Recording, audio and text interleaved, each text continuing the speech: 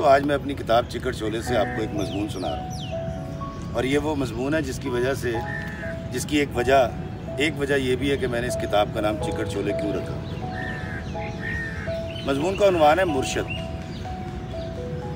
ابو آج چکر چھولے اور تلوں والے کلچے کھانے کو جی کر رہا ہے۔ ابا جی نے سالوں بعد فرمائش کی تھی۔ ابا مجھے پیار سے ابو کہتے ہیں۔ میری خوشی کی انتہا نہ رہی۔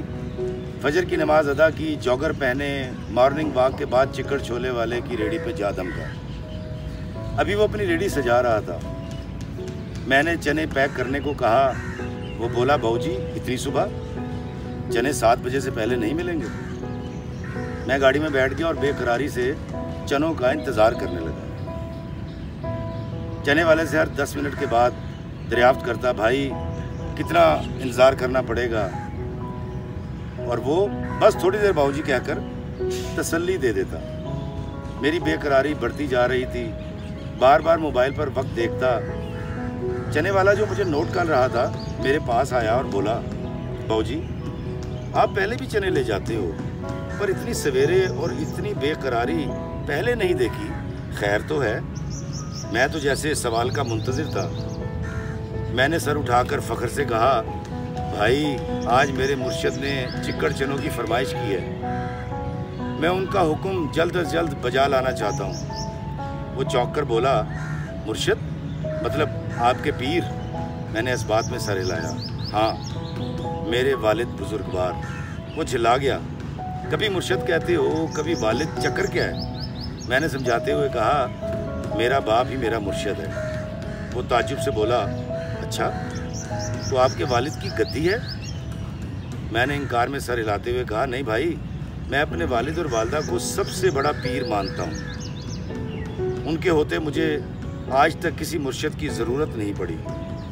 ویسے بھی اللہ فرماتا ہے کہ تمہارے والدین تمہارے سب سے بڑے محسن ہیں۔ چنے والے کے چہرے سے صاف عیاں تھا کہ وہ میری باتوں سے متفق نہیں ہے۔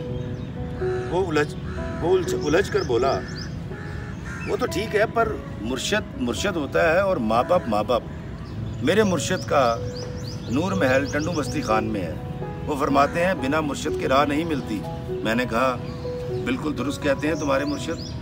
دیکھو مرشد رشد سے ہے، مطلب استاد، وہ استاد جو راستہ دکھاتا ہے، اور ماں باپ سے اچھا استاد کون ہو سکتا ہے، اور ماں باپ سے اچھا راستہ کون دکھا سکتا ہے۔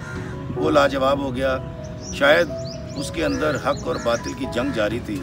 پھر کچھ توقف کے بعد بولا، باؤ جی اگر کسی کا باپ شرابی ہو، زانی ہو یا رشوت لیتا ہو تو کیا اس کی اطاعت اور تکریم کرنی چاہیے؟ میں نے کہا، ہاں یہ اس کا عمل ہے جس کے لیے وہ اللہ کو جواب دہ ہے، پر بچے پر فرض ہے کہ وہ ماں باپ کے ہر حکم کے آگے سر جھکائے۔ انکار کی صرف ایک صورت ہو سکتی ہے کہ اگر باپ شرک کرنے کو کہے۔ چنے والا حیران ہو کر بولا، میرا باپ گاؤں میں بھٹی کی بنی شراب، کچی شراب پیتا ہے، گالم گلوچ کرتا ہے، تو کیا مجھ پر اس کی فرما برداری فرض ہے؟ میں نے کہا، ہاں بلکہ فرض اولین ہے۔ کچھ دیر خاموش رہنے کے بعد کہا، باؤ جی آپ اپنے مرشد کے لیے چنے لے جانے کو اتنے بے قرار کیوں ہو؟ میں نے کہا، بھائی میرے ابا نے بہت عرصے کے بعد مجھ سے فرمائش کی ہے۔ وہ کبھی ہم سے کچھ نہیں مانگتے۔ ہم 5 بھائی ہیں۔ اماں ابا کے لب ہلنے کا انتظار کرتے رہتے ہیں کہ وہ بولیں اور فرمائش پوری کریں۔ ابھی میرے 4 بھائی سوئے پڑے ہیں۔ مجھے ڈر ہے اگر ان میں سے کوئی جاگ گیا اور ابا نے اس سے چکر چنے اور تلوں والے کلچے کی فرمائش کر دی اور وہ مجھ سے پہلے ابا کے لیے چنے لے گیا تو میرے ہاتھ سے نیکی کا موقع نکل جائے گا۔ چنے والا حیرت سے مجھے تکنے لگا۔ باؤ جی آپ ایسا سوچتے ہو؟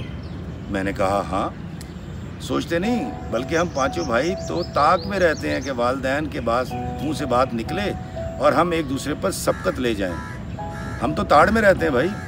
چنے والے کی آنکھوں سے آنسو رواں تھے۔ اسی اثنا میں ایک رکشہ آ کر رکا۔ چنے والے نے رکشے میں سے ایک بڑا پتیلا چوبی باٹے میں انڈیلا اور مجھے چنے پیک کر کے دیے۔ میں پیسے ادا کر کے گاڑی کی طرف لپکا۔ چنے والا میرے پیچھے بھاگا۔ قریب آ کر پوچھا، باؤ جی बाबूजी ऐबी बाप को मुर्शद कैसे मान लूँ? मैंने कहा ना मानो मुर्शद, पर उसकी फर्मा बरदारी तो करो। मैं उसका मसला जान चुका था।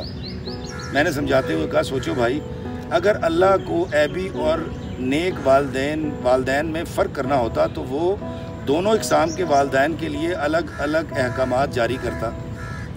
जब अल्लाह वालदैन को एक नज़र से देखता है और एक ही तरह के हकूक़ बयान करता है तो तुम तफरीक करने वाले कौन हो? उसने सवाल किया, अगर मैं अपने अब्बा से माफ़ी मांगूं तो क्या वो मुझे माफ़ कर देंगे?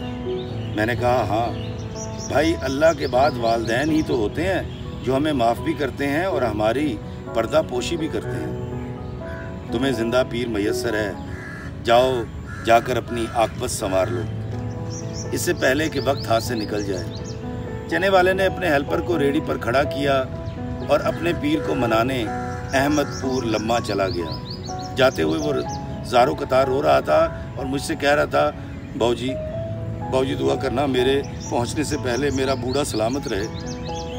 मैं वहां से निकला। रास्ते में एक तनूर से मुर्शद के हुक्म के मुताबिक 2 तिलों वाले सुर्ख कुलचे लगवाए तेज़ी से गाड़ी की तरफ भागा और घर पहुंचा। मेरी बीवी ने जल्दी से अब्बा को इंसुलिन लगाई और चिक्कड़ चनों के साथ कुलचे दिए। अब्बा ने मज़े से चने खाए। अब्बा मज़े से चने खा रहे थे और हर लुकमे पर दुआ दे रहे थे, अब्बो अल्लाह तेरी मश्क भरी रखे। मैं और मेरी बीवी दिल ही दिल में आमीन कह रहे थे। मुर्शद को चने खिलाने और दुआएं समेटने के बाद जब मैंने अपनी बीवी से अपने हिस्से के चने मांगे तो पता चला कि मेरे हिस्से के चने मेरे बच्चे खा के स्कूल चले गए हैं। जाने मैंने कितनी बार अपने अब्बा के हिस्से के चने खाए होंगे। अल्लाह हमें आसानियाँ अता फरमाए और आसानियाँ तकसीम करने का शर्फ अता फरमाए। आमीन।